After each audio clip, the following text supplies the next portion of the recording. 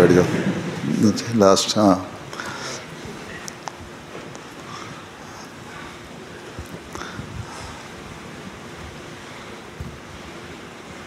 السلام علیکم پیارے حضرت. السلام. میں اور میرے اہل و عیال آپ پر قربان ہوں. آپ کے اہل و عیال بھی ہیں؟ جی ماشاء اللہ. کتنے عیال ہیں؟ میرے 2 بیٹیاں ہیں اور بیگم. اچھا ماشاء اللہ. ایک بیگم ہے؟ حضور آپ دوسرے کی اجازت دے دیں تو. میری اجازت کی ضرورت نہیں، سنبھالنے سے ہوگا، اس لیے ایک ہی رکھو. مستقل میرے حضور. وہ حضور میرے سب سے پہلے وقفے نہ ہو، پیدائش سے پہلے وقفے نہ ہوتے بعد میں؟ جی میں قبل از پیدائش. اچھا اچھا. شروع کے بیچ میں لگتے ہیں؟ جی بہت شروع. پہلا بیچ دوسرا بیچ تھا؟ پہلا ہی. اچھا ماشاء اللہ. جی فرماؤ. حضور جب والدین بچوں کو وقف کرتے ہیں، کیونکہ وقف نو کی تحریک کا ماخذ قرآن کریم کی آیت ربینی نظرت لک ما فی بطنی وتقبل محررن وتقبل منی، تو پھر جب بچے بڑے ہو جاتے ہیں تو ان سے یہ کیوں پوچھا جاتا ہے کہ وہ وقف کو کنٹینیو رکھنا چاہتے ہیں یا نہیں، جبکہ والدین نے ذمہ داری اپنے سر لی ہے اور ان کو وقف کیا ہے. والدین نے اپنے سر ذمہ داری لی اور وقف کیا. والدین نے اپنی خواہش تھی اس کا اظہار کر دیا، اور اس کے بعد پیش کر دیا کہ یہ ہمارے بچے ہیں، ہم پیش کرتے ہیں. پھر جماعت نے کہہ دیا کہ اچھا آپ نے پیش کر دیا آپ نے بچے کو، آپ کے بچے کا وقف قبول کیا جاتا ہے. اب آپ اس کی تربیت اس طرح کریں کہ اس کے ذہن میں یہ پکی طرح بٹھا دیں کہ میں نے وقف نو ہوں اور میں نے دین کی خاطر اپنی زندگی قربان کرنی ہے. ٹھیک ہے، یہی مطلب ہے نا اس کی. محررن اور تقبل میں نہیں، یہ ساری تشریح جو ہے نا اس کو غور سے پڑھو ہر ایک لفظ کی. جب شروع کی تھی تاریخ حضرت مسیح رابع نے اس ہر ایک لفظ کو غور ایک ایک کر کے ایکسپلین بھی کیا تھا. بہرحال تو وہ آپ کو سمجھ آنی چاہیے. جب والدین اس طرح تربیت کریں گے تو بچے ہوں اس قابل ہوں گے کہ وہ اپنے آپ کو وقف کریں. اور پھر بچوں سے اس لیے پوچھا جاتا ہے کہ یہ بھی پتہ لگ جائے کہ وایا والدین نے اس طرح تربیت کی بھی ہے، ان کے ذہنوں میں ڈالا بھی ہے کہ تم وقف نہ ہو اور تم نے وقف کرنا ہے، جماعت کی خدمت کرنی ہے. پھر بعض دفعہ اس طرح ہوتا ہے کہ بہت سارے بچے ایسے ہیں اب لکھنے لگ کچھ چھپا دیتے ہیں، کچھ بات ہی نہیں کرتے، کانٹیکٹ ہی نہیں کرتے.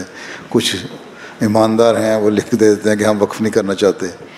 جب ان سے پوچھا جائے گا تبھی وہ بتائیں گے نا کہ وہ بری رکھنا چاہتے ہیں، وقف نہیں رکھنا چاہتے ہیں. تو اس لیے پوچھا جاتا ہے تاکہ جن کے ذہنوں میں دنیا آ گئی ہے، دنیا میں رہتے ہوئے انسان کی سوچ جو ہے وہ تو بدلتی رہتی ہے نا.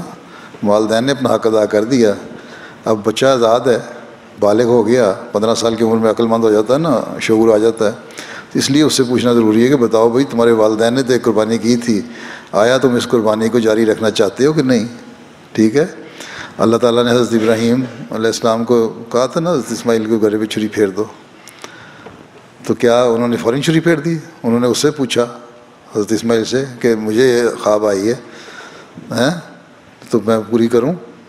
تو حضرت اسماعیل نے آگے جواب دیا تھا ہاں جو آپ کو خواب آئی آپ اس کو پوری کریں. ان سے پوچھا، یہ نہیں کہا کہ اللہ میں نے مجھے حکم دیا کر دوں. ان سے پوچھا، نے کہا اللہ نے آپ کو حکم دیا تو کرو. تب دونوں باپ بیٹے کی رضامندی تھی، تب دونوں باپ بیٹے کی قربانی تھی. وہ قربانی قبول ہوئی حضرت اسماعیل کی بھی اور حضرت ابراہیم کی بھی. ٹھیک. تب اللہ تعالیٰ نے کہا نہیں، میں جو تم نے قربانی کا جذبہ تھا میں نے دیکھ لیا، تمہیں چھری پھیرنے کی ضرورت نہیں. اب اسماعیل علیہ السلام سے جو میں نے قربانیاں لینی ہیں وہ آگے جا کے لی جائیں گی. اور وہ پھر آگے ایک تاریخ، لمبی تاریخ ہے. شاہد ہے کس طرح حضرت اسماعیل علیہ السلام نے، حضرت ہاجرہ نے، آگے ان کے خاندان نے قربانیاں دیں، پھر ان کی نسل میں سے حضرت صلی اللہ علیہ وسلم پیدا ہوئے. تو یہ چیزیں اس لیے پوچھنا ضروری ہیں تاکہ کل کو یہ احساس نہ ہو، لڑکا یہ نہ کہے کہ مجھے میرے ماں باپ نے وقف کیا تھا، میں نے تو نہیں کیا تھا، مجھے کیوں آپ مجبور کرتے ہیں؟ مجبوری کوئی نہیں. اب انسان عقل مند ہے، اس کے اب سپرد کر دیا. اللہ تعالیٰ اگر چاہتا تو ساروں کو نیک بنا دیتا نا، کہہ دیتا سارے جو بھی نبی آئے گا اس کی تمہیں ماننا ہے، ٹھیک ہے، اور میری عبادت کرنی ہے. لیکن شیطان نے جب کہا کہ میں ساروں کو ورگلاؤں گا تو اللہ تعالیٰ نے یہ نہیں کہا کہ تم نہیں ورگلا سکتے. اللہ تعالیٰ نے فرمایا کہ ٹھیک ہے جو تمہارے پیچھے چلیں گے ان کو میں سزا دوں گا، ٹھیک ہے، کیونکہ میں نے کھلی چھٹی دے دی ہے انسان کو کہ یہ اچھائی ہے یہ برائی ہے، تم نے ادھر جانا ہے یا ادھر جانا ہے. تو اللہ تعالیٰ نے خود انسان کو آپشن دے دیں دو چیزوں کی، اور وہی آپشن آگے بھی چلیں گی. یہ جو ہے نفسیات ہے انسان کی، ٹھیک ہے، اس کے مطابق ہمیں چلنا پڑے گا. ہم کسی بھی امپوز نہیں کر سکتے. کس طرح ایک والا لڑکا ہے، ہم کہتے ہیں کہ ہم تم پہ امپوز کرتے ہیں تم نے ضرور تو دین کی خدمت کرنی ہے، تم جامعہ میں جانا ہے. اب ہم بھی یہاں بہت ساری آپشن دیتے ہیں نا، ضرورت ہمیں مربیان کی. ہم یہ نہیں کہتے کہ سارے جامعہ میں آ جاؤ یہاں، ٹھیک ہے، تمہارا جو آپشن ہے تم دو. بہت سارے لوگ مجھے پوچھتے ہیں کیا پڑھیں، 2-3 سبجیکٹس میں بتا دیتا ہوں، یہ پڑھیں، اس کے علاوہ اگر تمہارا کوئی اپنا انٹرسٹ ہے تو پڑھو. لیکن ایک چیز یاد رکھو کہ بے حیثیت وقفے نہ ہو. تم نے دین کی خدمت کرنی ہے، اس لیے اپنے آپ کو اس کے مطابق بنانے کی کوشش کرو. تمہیں 5 وقت کا نمازی ہونا چاہیے، تمہیں قرآن کریم کی تلاوت کرنے والا ہونا چاہیے، تمہیں قرآن کریم کا ترجمہ آنا چاہیے، تمہیں حضرت مسیح علیہ الصلوۃ والسلام کی کتابیں جو پڑھ سکتے ہو پڑھنی چاہیے. حدیث جو حضرت صلی اللہ علیہ وسلم کی حدیث ہیں وہ تمہیں پڑھنی چاہیے. ان حدیث کی تشریح حضرت مسیح علیہ السلام نے فرمائی، قرآن کریم کی تشریح فرمائی، تفسیر فرمائی، وہ کرنی چاہیے.